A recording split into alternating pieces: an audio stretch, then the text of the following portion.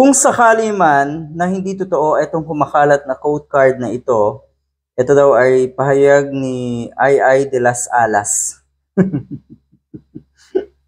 Tama, sila dapat ang ginagamit nyo. Kasi kamakailan po, ginamit na ng mga DDS ang mga katulad ni Vice Ganda para kuno ay magbigay ng suporta or kuno ay may statement of support para kay Duterte. Yun po ay malabo.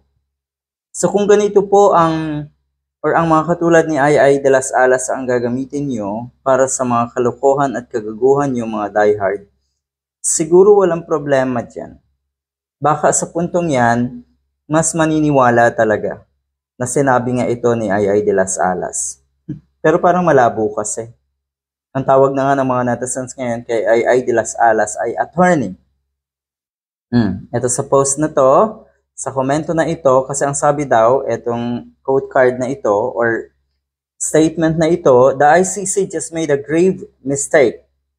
Hindi kasi ito kaya ni Ai yung mga ganitong level.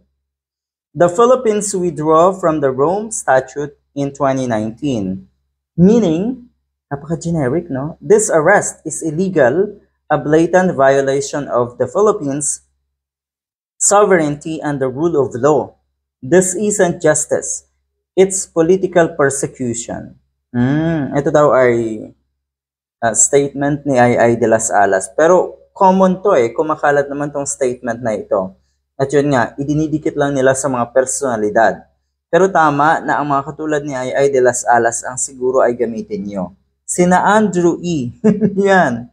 Yung mga maka-Duterte talaga na celebrity. Para mas kapanipaniwala. Ito namang sinasabi kong kapanipaniwala, ang maniniwala lang talaga dyan, ayun pong mga nauto na rin, yung mga DDS na uto-uto na rin. So pwede nyo talagang gamitin to.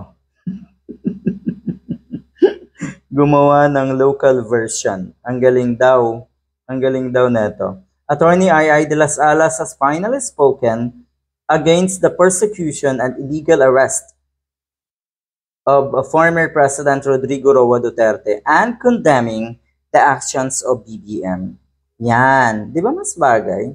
Mas bagay po kay Ai de las Alas kesa naman gamitin niyo ang mukha ni Vice Ganda na kuno ay sumusuporta na kay Digong at hindi or kinukondina nga itong pag-aresto kay Digong. Good luck!